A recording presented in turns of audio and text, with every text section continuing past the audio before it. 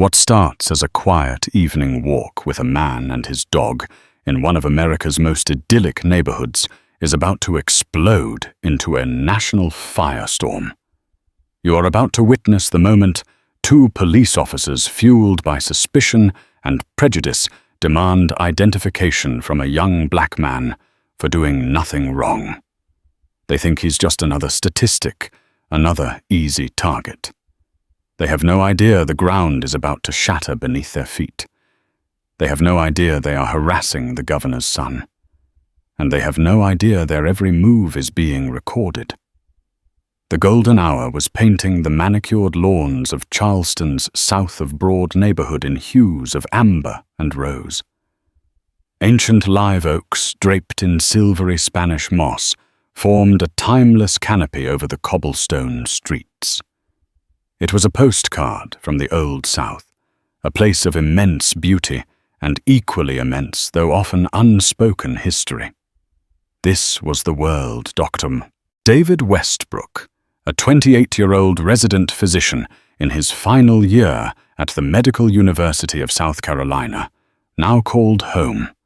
Tonight, however, the picturesque setting felt different, laced with an undercurrent of tension that David couldn't quite shake. It had been a grueling 36-hour shift in the ER, a chaotic ballet of life and death that left his nerves frayed and his body aching for rest. All he wanted was the simple comfort of walking his dog, a goofy three-legged golden retriever mix named Tripoli. He'd found the dog a year ago hit by a car and left for dead on the side of the interstate. Nursing Tripoli back to health had been a balm for David's own soul, a small act of restoration in a world that often felt broken. As they ambled down Trud Street, the gentle clinking of Tripoli's dog tags was the only sound that punctuated the evening's quiet symphony. David wore what had become his off-duty uniform, worn-in surgical scrubs, a faded Harvard Medical School hoodie, and a pair of running shoes. He wasn't trying to make a statement. He was just tired. He nodded at a few familiar faces, the elderly woman tending her prize-winning camellias, the young couple pushing a stroller, and received warm, if slightly weary, smiles in return. In the 2 years he'd lived here, in a historic carriage house rented at an exorbitant price, he'd felt a sense of belonging, a fragile peace he'd worked hard to cultivate. But peace in places like this was always conditional. He noticed the police cruiser before he heard it. It was gliding down the street, slow and silent, like a shark patrolling shallow waters. David's hand instinctively tightened on Tripoli's leash. It was an involuntary reflex, a conditioned response honed by years of navigating America in his skin. He kept his eyes forward, his breathing even. Just keep walking. Don't give them a reason. The cruiser slowed further, its tires whispering against the cobblestones until it was perfectly paced with him, a mechanical predator shadowing its prey. David could feel the weight of unseen eyes on him. The idyllic scene began to feel claustrophobic. The beautiful historic homes, like silent witnesses to a play he never auditioned for. Finally, the passenger side window hummed down. Evening, a voice called out sharp and authoritative, cutting through the tranquil air. David stopped, turning his head slowly. He saw two officers, both white, both with the hard, impassive faces that seemed to be standard issue. The one in the passenger seat, the one who had spoken, was older with a thick mustache and a chest that strained against the fabric of his uniform. The driver was younger, leaner, with a crew cut and eyes that darted around, taking in every detail of David's appearance. "Good evening, officers," David replied, his voice calm and measured. He'd learned long ago that his tone could be the difference between a conversation and a confrontation. Tripoli, sensing the shift in his owner's demeanor, let out a soft whine and sat down, pressing his warm body against David's leg. "That's a nice-looking dog," the older officer said, though his tone held no warmth. It was a disarming tactic, a way to feign normalcy. His name tag read Sergeant Miller. "Thank you. He's a good boy," David said, giving Tripoli's head a reassuring pat. "We've had some reports." Miller began, his eyes scanning David from head to toe, lingering on the worn scrubs and the hooded sweatshirt. Reports of a suspicious individual casing houses in the area, peeking into windows, trying doorknobs. "You seen anything like that?" The question hung in the air, heavy and loaded. It wasn't a question. It was an accusation wrapped in procedure. Suspicious individual. David knew the code. In this neighborhood, his presence, his very existence could be deemed suspicious. "No, officer, I haven't," David said, keeping his voice steady. "Just walking my dog after a long shift at the hospital." He gestured vaguely towards his scrubs, hoping the context would click. The younger officer, whose name tag identified him as Davis, scoffed softly. "The hospital, huh? You a janitor there?" The insult was designed to provoke, to throw him off balance. David felt a hot flash of anger, but immediately suppressed it. Anger was a luxury he couldn't afford. "I'm a resident physician," he stated, letting the word sit there, a quiet defiance. Sergeant Miller's lips curled into a smirk. "A doctor," he says. "You got any ID on you, doctor?" Here it was, the inevitable demand, the pivot from casual inquiry to official interrogation. "I don't carry my wallet when I walk my dog." "No," David said truthfully. His carriage house was only 2 blocks away. "My name is David Westbrook. I live at 57B Trad Street, right back there." He pointed with his chin. "That's a nice address," Miller said, his voice dripping with sarcasm. "Real nice. But you see, anyone can say they live somewhere. We need to see some identification. As I said, I don't have it on me." David reiterated, a sliver of frustration seeping into his voice. "I can assure you I belong here. I've lived in this neighborhood for 2 years. We need to see some ID." Miller repeated, his voice harder now. The pretense of civility was gone. "It's for your own safety, you understand. To rule you out. Rule me out of what exactly?" David asked, his patience wearing thin. "Walking my own dog in my own neighborhood." The car doors clicked open in unison. The sound was ominous, a final decisive move in their chess game. Both officers stepped out, their presence immediately more intimidating now that they were on his level, standing on the street with him. "Look," son Miller said, adopting a patronizing tone as he hitched up his belt.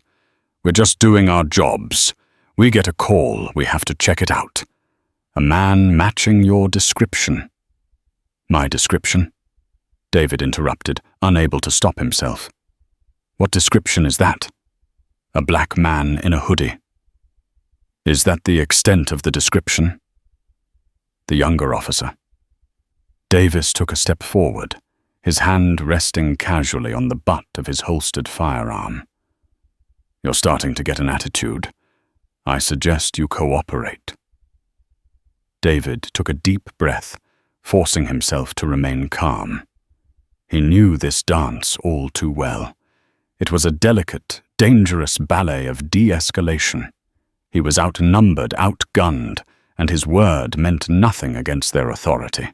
His degrees, his profession, his law-abiding life, all of it was irrelevant in this moment. Here on this cobblestone street, he was just a suspicious individual. "I am cooperating," David said, holding his hands up slightly, palms open. "I'm telling you who I am and where I live. I just don't have my wallet on me. We could walk to my house right now, and I'd be happy to show it to you." Miller and Davis exchanged a look. It was a look of shared power, of mutual understanding. They had him. He was off balance, defensive, and completely at their mercy. Or, Miller said slowly, a cruel glint in his eye. "We could just detain you right now for failure to identify, take you downtown and figure it all out there. It'll take a few hours, a lot of paperwork. You'll probably miss your next shift at the hospital." He said the word with air quotes, his contempt palpable. The threat was clear. They weren't just questioning him. They were enjoying this. They were relishing the power they held over him, the ability to disrupt his life, to humiliate him, all under the color of law. David's mind raced. He could feel his heart pounding against his ribs. Going downtown was not an option. A bogus arrest, even one that would eventually be thrown out, could have serious repercussions for his medical career. All it would take was one vindictive administrator, one biased board member, to derail everything he had worked for. All because he wanted to walk his dog. Tripoli. Sensing the escalating tension, began to bark a nervous, high-pitched sound that echoed in the quiet street. "Shut that mutt up," Davis snapped, taking another aggressive step forward. "Hey, back off!" "David," said his voice sharp, as he moved instinctively to place himself between the officer and his dog. "He's a rescue. He's scared. Just calm down." That was his mistake. He had given them an order. He had challenged their authority directly. "You don't tell me what to do." Davis snarled, his face contorting with rage. He lunged forward, shoving David hard in the chest. David stumbled backward, tripping over the uneven cobblestones. He landed hard on his hip, the impact jarring his entire body. Tripoli, seeing his owner assaulted, went from nervous to protective, letting out a deep, guttural growl. "That's it, Miller," declared, pulling out his handcuffs. "You're under arrest for interfering with an investigation." "Interfering? Are you kidding me?" David cried out, his voice a mixture of disbelief and pain. "He pushed me. I didn't do anything." He started to scramble to his feet, but Davis was on him in an instant, forcing him back down, twisting his arm behind his back at an unnatural angle. A searing pain shot through David's shoulder. "Stop resisting," Davis yelled, though David was doing nothing of the sort. He was simply trying to process the surreal, nightmarish turn his evening had taken. From the ground, with his face pressed against the cold, hard stones, David could see the legs of his neighbors starting to appear. Doors were opening. People were peering out of their windows, drawn by the commotion. He saw the elderly woman from the garden, her face a mask of confusion. He saw the young couple, now standing on their porch, the husband holding his phone up, recording. A small part of him felt a flicker of hope. Witnesses. Proof. But then he saw their faces more clearly. They weren't horrified. They weren't outraged on his behalf. They were cautious, hesitant, their faces clouded with the same suspicion as the police. They saw a black man in a hoodie on the ground, struggling with two white police officers. And in a place like Charleston, in a neighborhood like south of Broad, the narrative wrote itself. He was the problem. He was the one who didn't belong. As the cold metal of the handcuffs bit into his wrists, a profound sense of despair washed over David. He had done everything right. He had been polite. He had been calm. He had tried to de-escalate. But none of it mattered. His identity, the one they so desperately demanded to see on a plastic card, had been determined the moment they laid eyes on him. "You have the right to remain silent." Miller began to drone the words, a hollow, meaningless ritual. David closed his eyes. The image of his neighbors' distrustful faces burned into his mind. He wasn't just being arrested. He was being erased. His identity as a doctor, a neighbor, a son, it was all being stripped away, replaced by the only one they were willing to see a criminal. he thought of his father, Governor Thomas Westbrook, a man who had built his entire political career on a platform of justice, equality, and reform. A man who preached about bridging divides and building a better, more inclusive South. David had always been proud of him, even if the weight of his father's legacy was a heavy one to bear. What would his father think if he could see him now? Handcuffed on a cobblestone street, treated like a common thug, just a few blocks from the governor's mansion. The irony was so bitter it tasted like bile. "Get up," Davis grunted, hauling him to his feet. As they frog-marched him toward the cruiser, Tripoli was going frantic, barking and pulling at his leash, which was still looped around David's constrained wrist. "Someone, please, can you just hold my dog?" David pleaded, looking at the small crowd of onlookers. "His name is Tripoli. He lives at 57B. No one moved. They just stared, their faces a mixture of fear and morbid curiosity. To them, he was now a liability, a problem they didn't want to get involved in. It was in that moment of absolute isolation, as the door of the police cruiser slammed shut, sealing him in the suffocating darkness of the back seat, that David heard a new sound. It was the sleek, powerful purr of a different kind of engine, followed by the authoritative slam of a heavy car door. Through the cage and the tinted glass, he saw a black sedan, the kind used for official government business, pull up abruptly behind the police car. A tall, imposing figure in a perfectly tailored suit stepped out. Sergeant Miller and Officer Davis, who had been laughing amongst themselves, suddenly fell silent. Their posture straightened. The smirks vanished from their faces, replaced by a look of utter confusion. The figure strode toward them, his movements filled with an unshakable confidence that could only come from a lifetime of holding power. He walked past the silent neighbors, past the barking dog, and stopped directly in front of the two officers, his shadow falling over them like a judgment. David's heart stopped. He knew that silhouette. He knew that posture. He knew that suit. Sergeant Miller, trying to regain control of the situation, puffed out his chest. "Sir, this is an active police scene.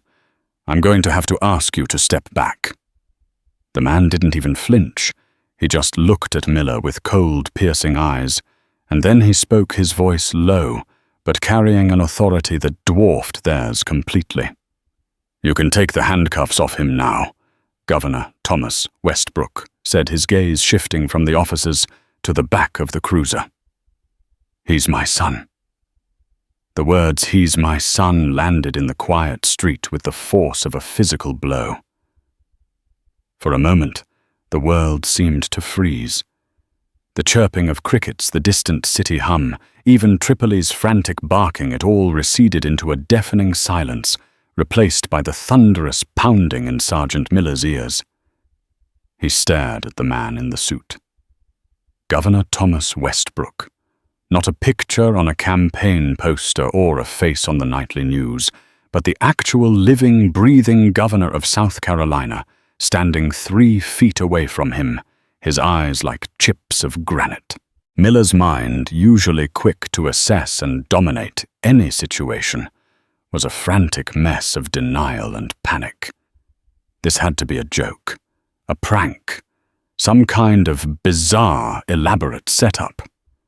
But the look on the governor's face was no joke. It was a mask of cold, controlled fury. Officer Davis was even more transparent in his shock. The color drained from his face, leaving him a pasty, sickly white. His mouth hung slightly agape, and his hand, which had been so confidently resting on his firearm moments before, now looked like a foreign object he didn't know what to do with. He took an involuntary step back, a subconscious retreat from the cataclysmic reality crashing down upon them. From inside the cruiser, David watched the scene unfold through the distorting barrier of the cage. He saw the bravado evaporate from his captors, replaced by a raw, primal fear. He felt a wave of relief so powerful it almost made him dizzy, but it was tangled with a profound and bitter anger. It shouldn't have taken his father's title to make them see him as a human being. His own identity as a doctor and a resident should have been enough. His humanity should have been enough. Governor Westbrook did not raise his voice. He didn't need to. The power he wielded was absolute, and it radiated from him in palpable waves. He took a single, deliberate step closer, and both officers flinched. "Sergeant Miller," the governor said, his voice quiet but sharp as a razor. He already knew the officer's name. The implication was clear. "I know who you are, and I will not forget. I believe I gave you an instruction. Take the handcuffs off my son." Miller fumbled for the key on his belt, his hands suddenly clumsy and uncooperative. He moved toward the cruiser door like a man walking to the gallows.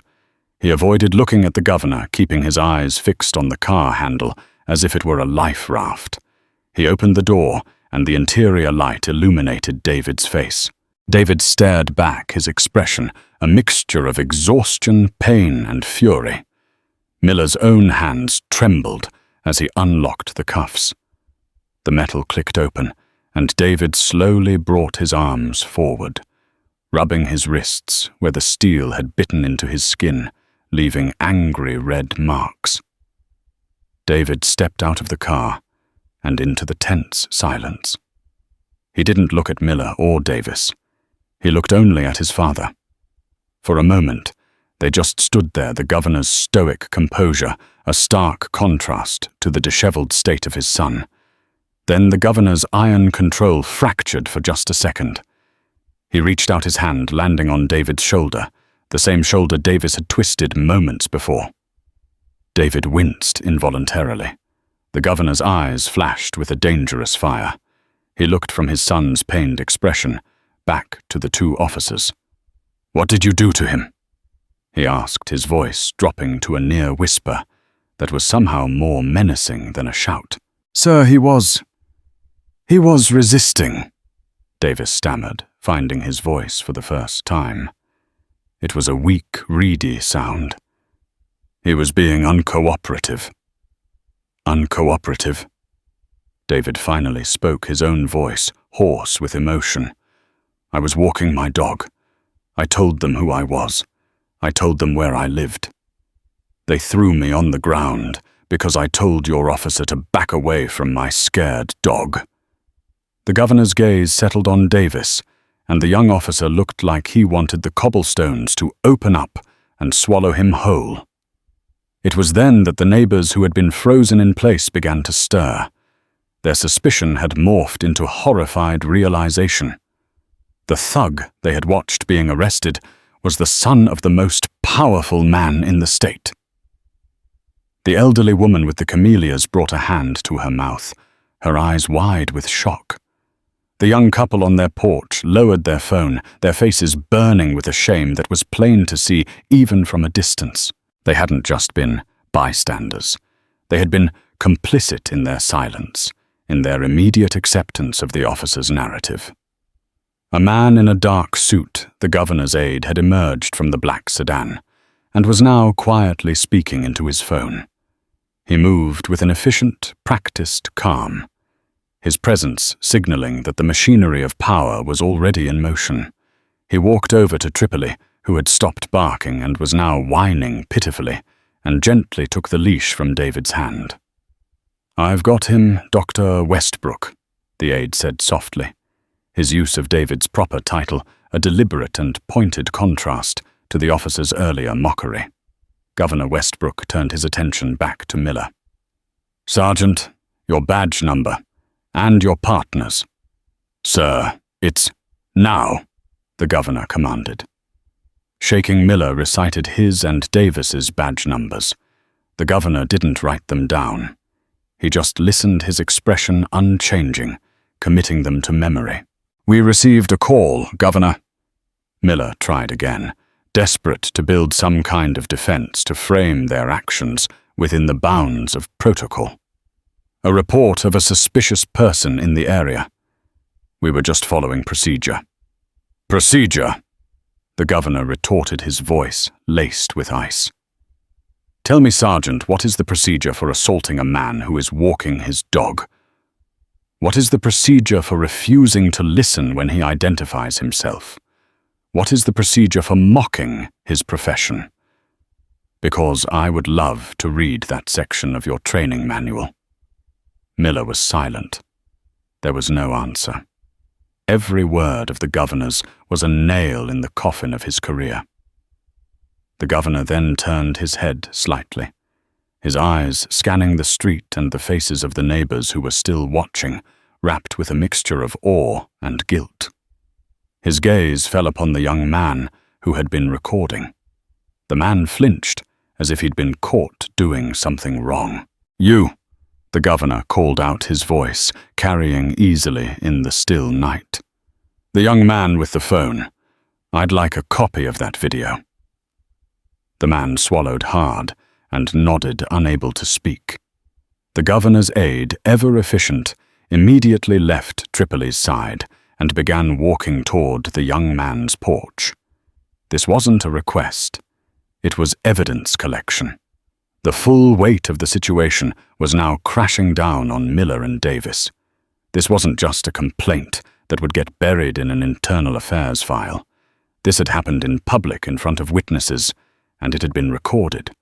And the victim was the son of a governor who had staked his reputation on police reform. They weren't just in trouble. They were the new poster boys for everything he was fighting against.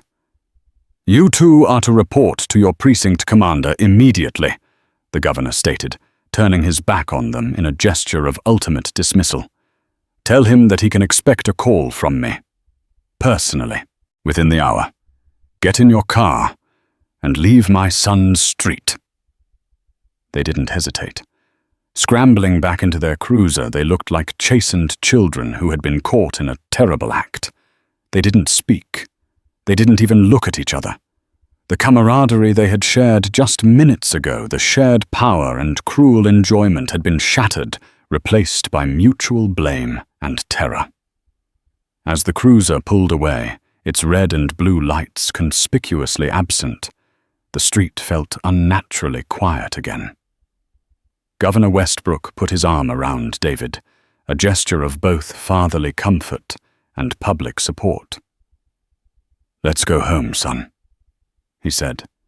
His voice, softer, now meant only for David.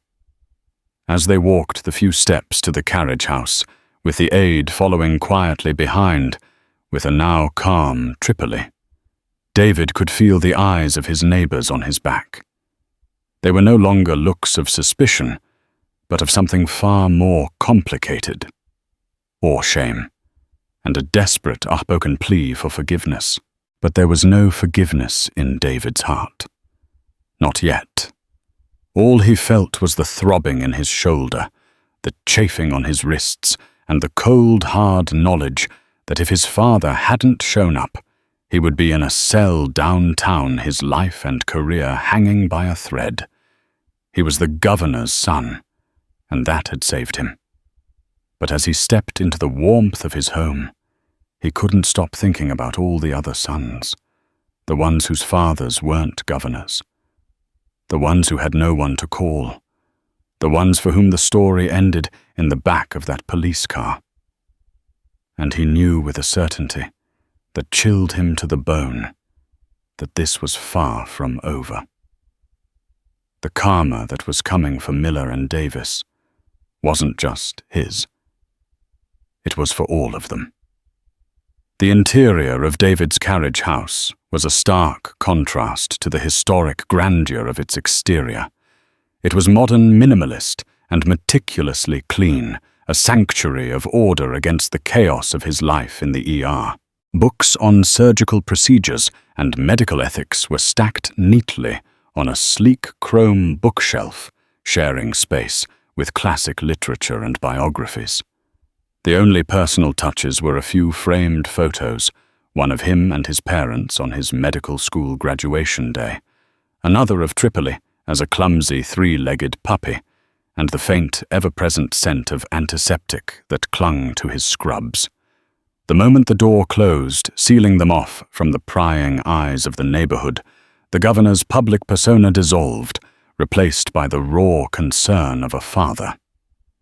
"Let me see your shoulder." "Thomas." Westbrook said, his voice stripped of its political baritone, now holding only paternal anxiety. David shrugged off his hoodie, hissing in pain as the movement sent a fresh jolt through his arm.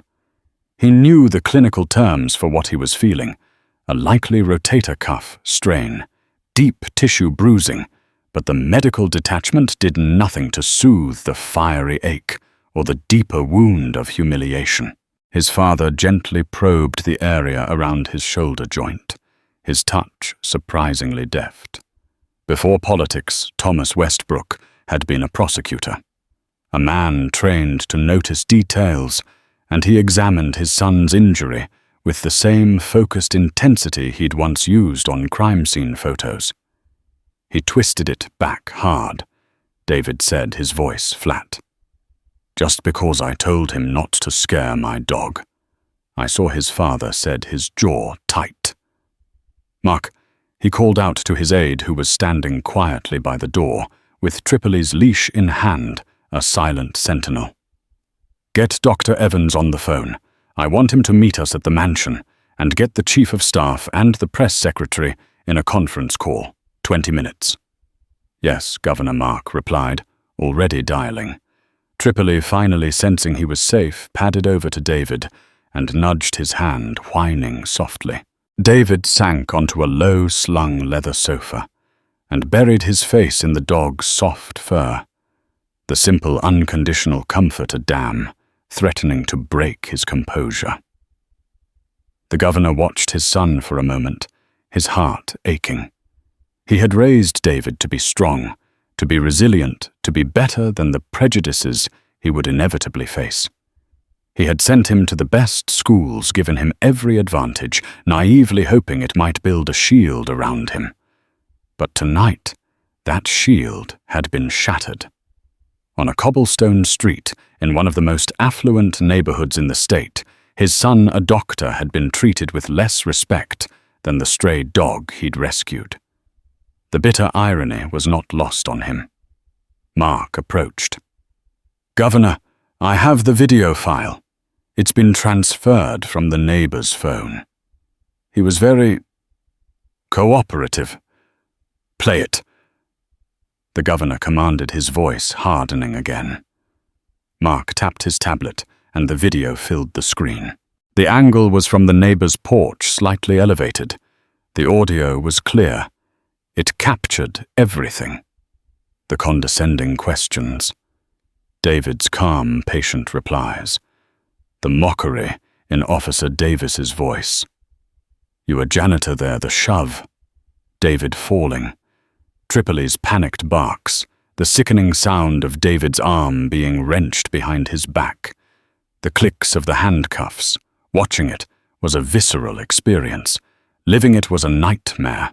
Seeing it was a cold, hard indictment. David couldn't watch his own assault. He turned his head, focusing on the grain of the wooden floor. But he could hear every word, every sound replayed in high fidelity. The governor, however, watched every second without flinching. His face became a thundercloud, his rage so potent it seemed to suck the air out of the room. He was no longer just a father. He was the chief executive of the state, and he was witnessing firsthand the rot within a system he was nominally in charge of. When the video ended with the arrival of his black sedan, he simply said, "Play it again." As the horrible scene replayed, the governor's phone buzzed. He looked at the screen, then answered, putting it on speaker. "Chief Reynolds." A harried voice came through the phone. "Governor, I just heard. Sergeant Miller and Officer Davis are here in my office. Sir, I cannot begin to express how sorry. Save it. Frank, the governor, cut him off. His voice glacial. Your apologies are meaningless right now. What is meaningful is the video I'm currently watching of your officers assaulting and illegally detaining my son. There was a choked silence on the other end of the line. Sir, they claim he was resisting. They are lying. The governor stated the words, leaving no room for argument. They profiled him. They harassed him. They mocked him. And then they assaulted him. I have it all on video. High-definition video, Frank. The kind that news networks love to play on a loop. Governor! What do you want me to do? Chief Frank. Reynolds sounded like a man drowning. He was a political appointee chosen by the mayor but approved by the governor. He knew his job, his pension and his reputation were all hanging by a single fraying thread. First, you will suspend Sergeant Miller and Officer Davis, effective immediately pending a full investigation. Their badges, their service weapons. I want them on your desk tonight. Second, you are to pull every file you have on them. Every performance review, every commendation, and most importantly, every single citizen complaint filed against them. I want that report delivered to my office by 8 a.m. tomorrow. Is that clear? Yes, Governor. Perfectly. Third, the governor continued, his voice dropping lower. You will find out who took the initial suspicious person call. I want the recording of that call. I want to know the name of the person who made it. I want to know if this was a legitimate complaint or a case of someone using your department as their personal prejudice patrol. That report is also due at 8 a.m. It will be done, sir. This is not over, Frank. Not by a long shot. This incident will be investigated. Not by your internal affairs, who we both know have a habit of clearing your officers, but by the State Law Enforcement Division, and you and I will be having a face-to-face conversation tomorrow morning in my office. Be prepared. The governor ended the call without waiting for a reply. The silence that followed was heavy with the weight of the power that had just been unleashed. The gears of the state had been engaged, and they were about to grind Miller and Davis into dust. This was the hard karma, delivered not by fate, but by a phone call. David finally looked up from his dog. His face was a complex mask of emotions. Thank you, he said quietly. Don't thank me, his father replied, his gaze still fixed on the tablet. I'm doing what I should have been doing all along. This isn't just about you, David. It can't be. I know, David said, and his voice was stronger now, infused with a new hard-won resolve. That's why we have to go public with it. The governor looked at his son. Truly looked at him. The weariness was still there, but beneath it was a fire he recognized. It was his own. You understand what that means, don't you? The media frenzy, the political attacks. They'll dig into everything.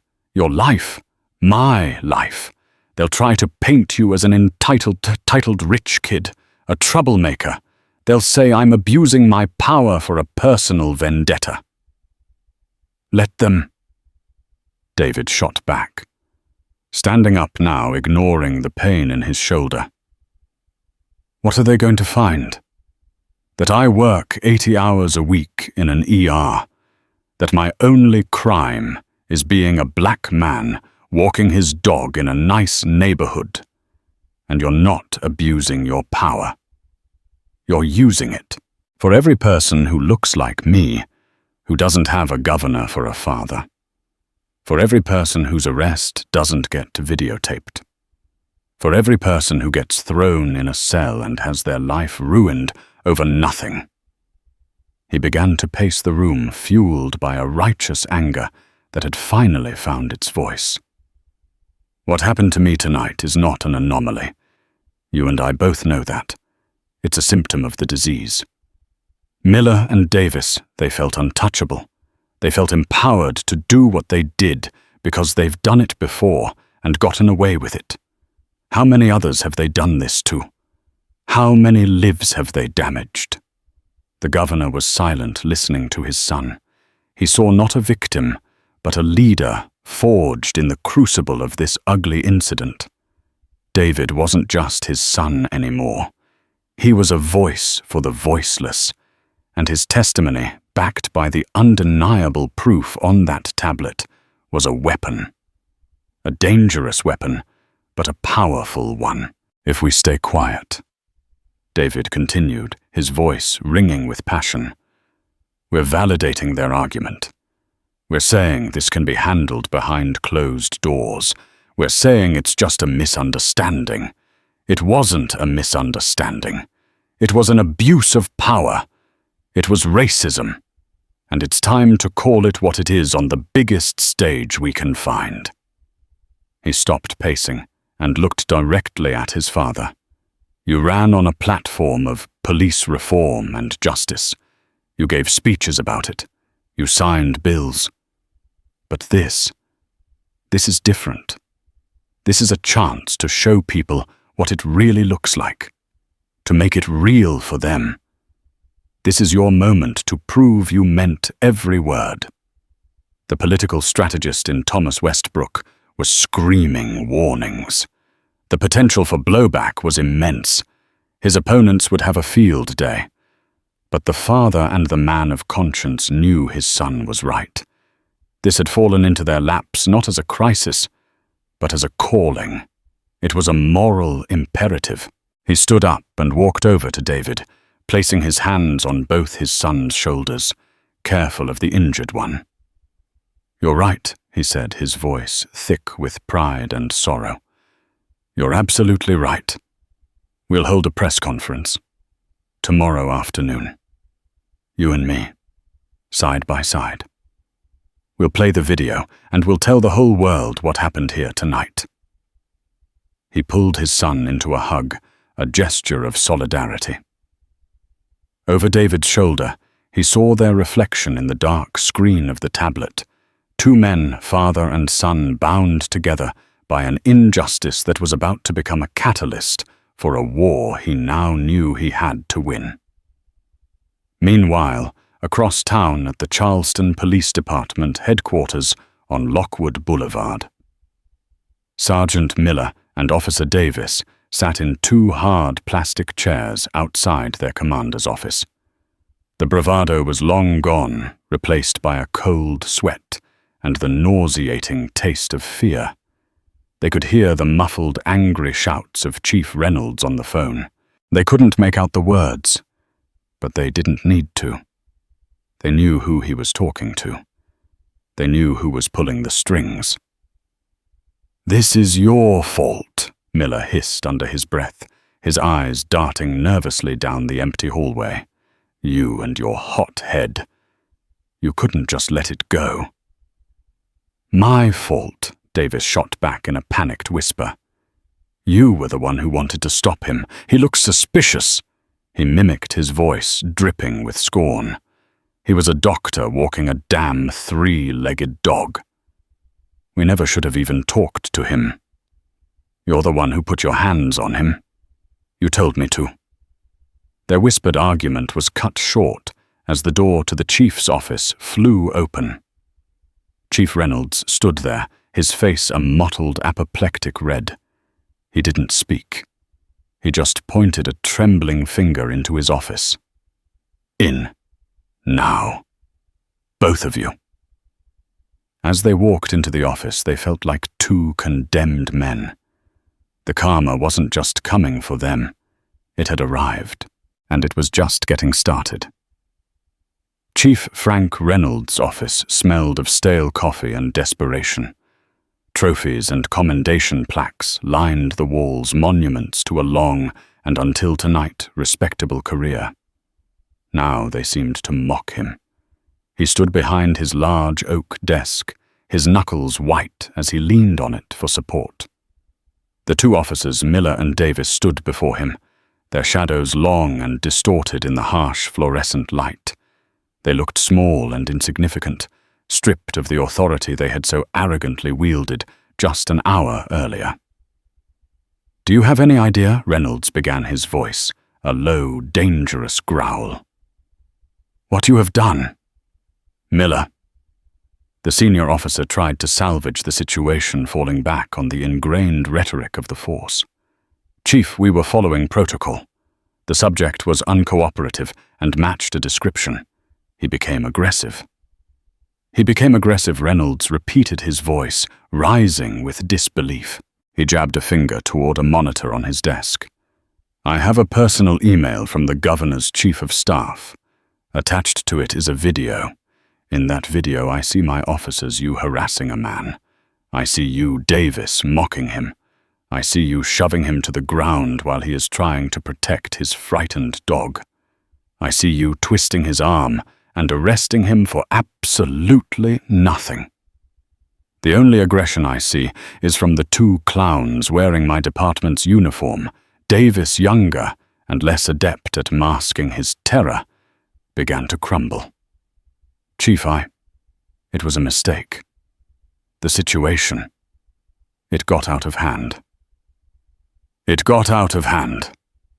Reynolds slammed his palm on the desk, rattling a cup full of pens. "You assaulted the governor's son. You put your hands on Dr. David Westbrook, a trauma resident at MUSC, and you arrested him on his own street. This isn't out of hand, Davis.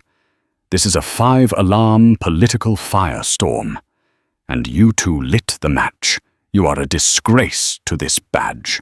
He opened a desk drawer and pulled out 2 forms, sliding them across the polished wood. "You are both suspended, effective immediately. Hand over your badges and your service weapons. Now!" The finality of the order was absolute. For a police officer, being stripped of their badge and gun is the ultimate humiliation, a symbolic castration. Miller's face, already pale, turned ashen. He had been a cop for 25 years. It was the only identity he had. With trembling hands, he unclipped his badge and unholstered his firearm, placing them carefully on the desk as if they were holy relics.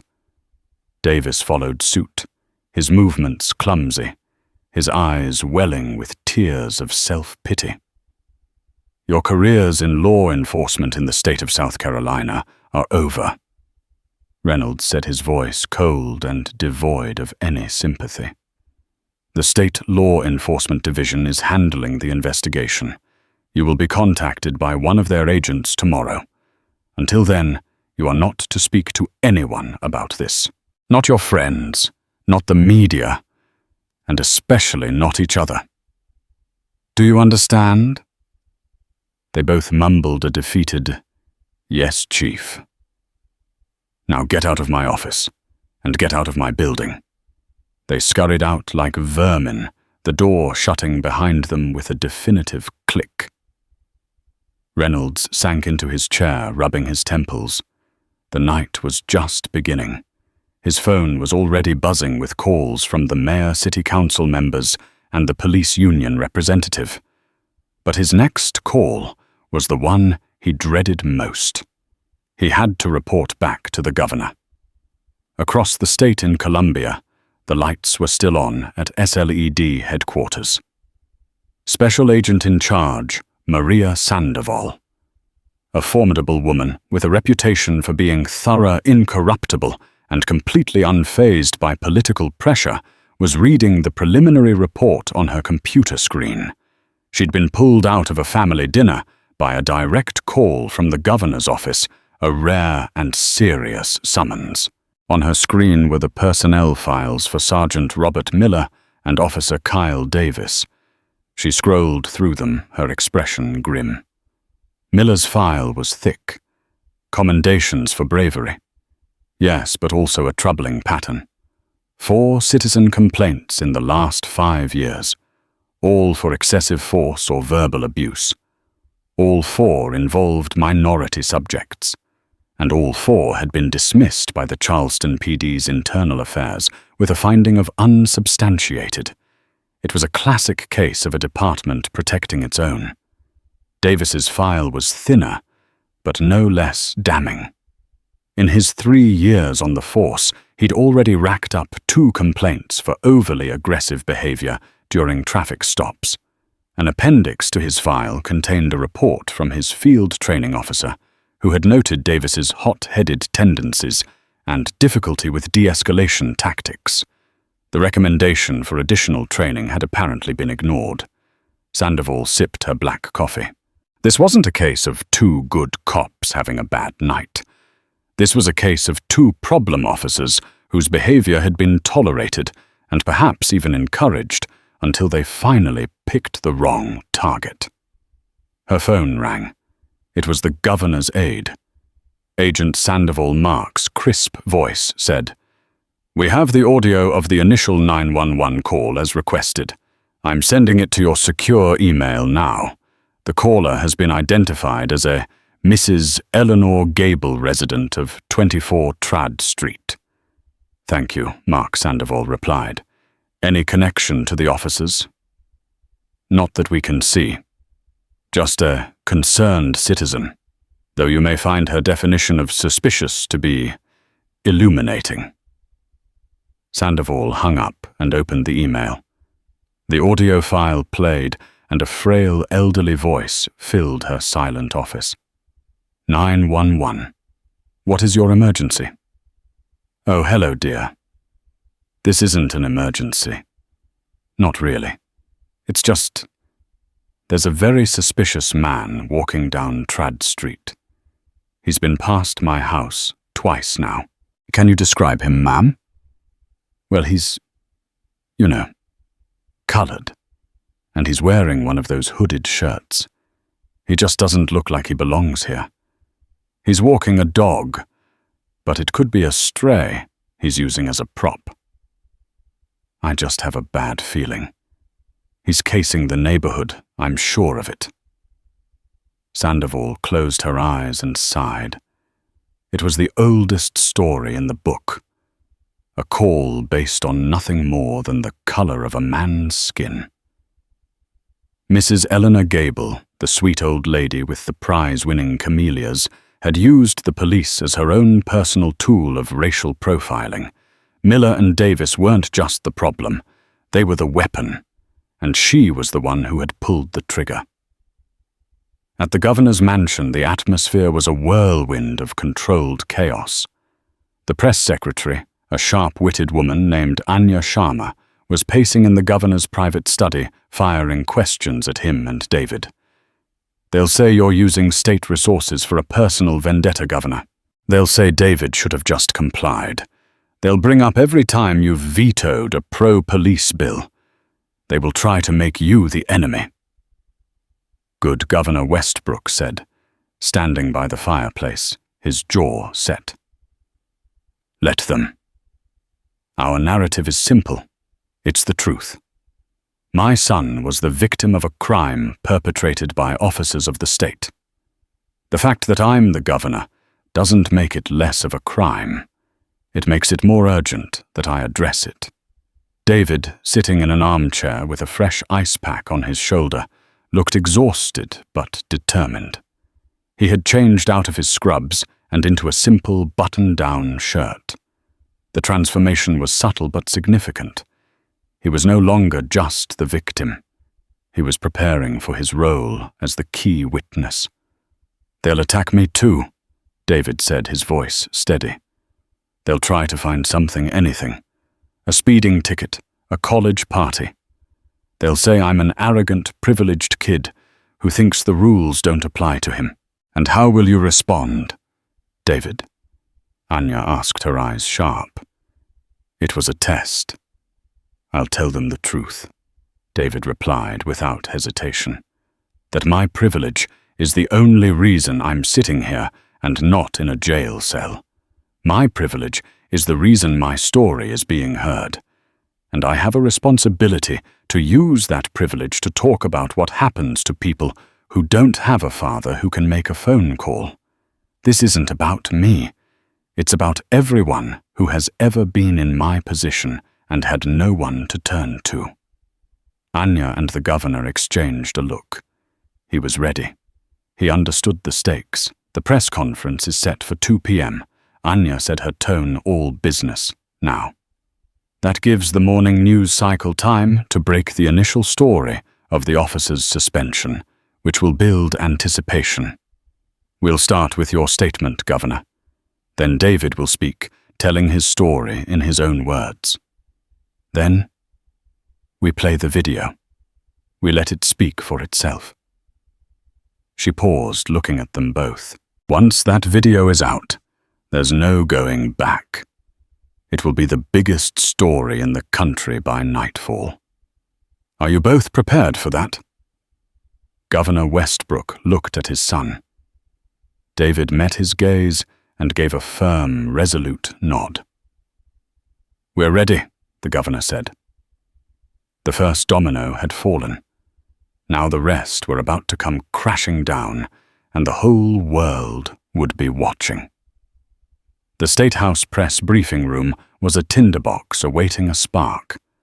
At precisely 2:00 p.m., Governor Westbrook and David walked to the podium, the room erupting in a blinding flash of cameras.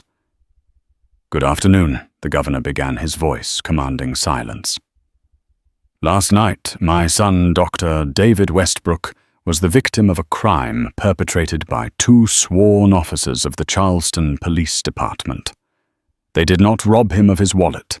They attempted to rob him of his dignity, his freedom, and his humanity. After laying out the cold, hard facts, he stepped aside. But I am not the victim here. I will now let my son speak for himself." David stepped forward, his gaze unwavering. "My father is the governor," he said, his voice clear and strong. "I am a resident physician. By any measure, I am a man of immense privilege. And last night, that privilege was the only thing that saved me from becoming another statistic, another black man, swallowed by a system that is supposed to protect him." He spoke of the fear and humiliation of his neighbor's silent consent. "I don't want your pity," he concluded, his eyes scanning the reporters. "I want your attention.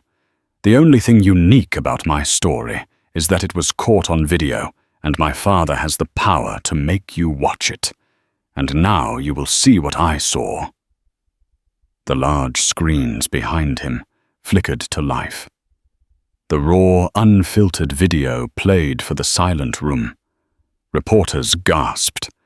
The officer's smug tones, the brutal shove, the sneer of "you, a janitor there," and the final damning click of the handcuffs. The effect was cataclysmic. When the video ended, a stunned silence hung in the air before chaos erupted. The governor and David walked out, leaving the firestorm to rage. Before the door closed, the video was being broadcast live across the nation. The fallout was swift and brutal. Sergeant Robert Miller and Officer Kyle Davis became the new national symbols of police brutality. They were fired within 24 hours, abandoned by a police union facing a public relations nightmare. Special Agent Sandoval's SLED investigation was ruthlessly efficient, and within a week the State Attorney General announced criminal charges: assault, unlawful restraint, and filing a false report. Their mugshots were plastered everywhere. Davis took a plea deal. Miller was convicted by a jury in less than 2 hours. The system they had weaponized had consumed them whole. The karma for Mrs. Eleanor Gable, the 911 caller, was more insidious. The audio of her call was leaked, her frail, panicked voice juxtaposed against the reality of a young doctor walking his dog. Her name became public. Reporters camped outside her house, and the neighbors who once sipped tea with her now crossed the street in shame. The community she sought to protect cast her out, shattering her quiet, orderly world. But the most significant consequence was the one Governor Westbrook intended. The Westbrook incident became a turning point. Seizing the political momentum, he introduced the Dr. David Westbrook Accountability Act. The Comprehensive Police Reform Bill mandated sweeping changes to use-of-force policies and established a new independent civilian oversight board. It passed with overwhelming bipartisan support. David Westbrook finished his residency and became a respected trauma surgeon, but he also embraced his role as one of the nation's most credible voices for social justice. He used his platform to advocate for understanding and accountability, telling his story not as a tale of woe, but as a call to action. His life and the life of his state had been irrevocably changed by a simple evening walk, one that exposed a deep sickness, but also revealed the possibility of a cure. The story of David Westbrook isn't just about the abuse of power. It's about the power of truth. It's a stark reminder that injustice thrives in silence, but withers under the bright light of accountability. The officers and the caller who set this nightmare in motion faced a reckoning they never saw coming, proving that karma, though sometimes slow, is always watching. But the real victory wasn't just in their downfall. It was in the lasting change it inspired. If this story moved you, and if you believe that everyone deserves to be seen for who they are, not what someone else fears them to be, then please like this video. Share it to spread this powerful message of justice, and subscribe to our channel for more true stories that matter. Your support helps us continue to bring these important narratives to light. Thank you for watching.